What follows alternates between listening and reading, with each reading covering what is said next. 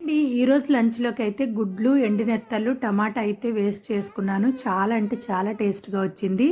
గిన్నెలోకి నీటిలోకి నెత్తళ్ళు తల తీసుకొని లోపట బ్లాక్గా ఉంటుందండి, అది కూడా తీసి నీటిలో వేసుకొని 10 నిమిషాలు పక్కన ఉంచుకొని 10 నిమిషాల తర్వాత శుభ్రంగా కడిగి పక్కన ఉంచుకోవాలి. కళాయిలోకి ఆయిల్ వేసుకొని ఆయిల్ వేడైన తర్వాత నెత్తళ్ళు వేసుకొని ఫ్రై చేసుకొని ప్లేట్లో తీసుకోవాలి.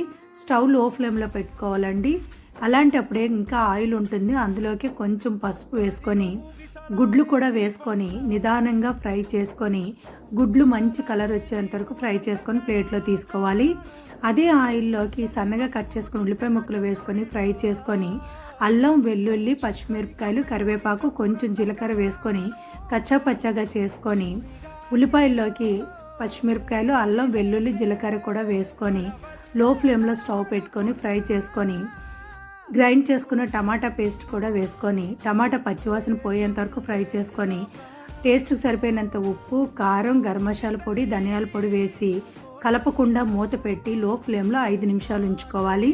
ఇలా 5 నిమిషాలు అయ్యేటప్పుడైతే టమాటా అన్ని చక్కగా ఉడికిపోతుంది. అలాంటప్పుడు ఫ్రై చేసుకున్న నెత్తళ్ళు, గుడ్లు కూడా వేసుకొని కలుపుకొని నీళ్లు వేసి మూత పెట్టి 5 నిమిషాలు లో ఫ్లేమ్లో ఉడికించుకోవాలి. ఇలా ఉడుకుతున్నప్పుడే చింతపండు పులుపు కూడా వేసుకొని మళ్ళీ కలిపి మూత పెట్టి మరో 2 మినిట్స్ ఉంచుకోవాలి. 2 మినిట్స్ తర్వాత కూర అనేది దగ్గరకు అవుతుందండి.